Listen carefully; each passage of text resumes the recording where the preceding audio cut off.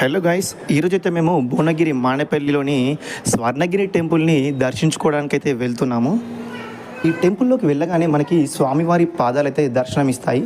స్వామివారి పాదాల నుంచి 108 మెట్లు దాటుకొని అయితే మనం టెంపుల్లోకి వెళ్ళాలి. టెంపుల్ హైదరాబాద్ నుంచి 50 కిలోమీటర్ దూరంలో, యాదాద్రి టెంపుల్ నుంచి 22 కిలోమీటర్ దూరంలో అయితే ఉంది.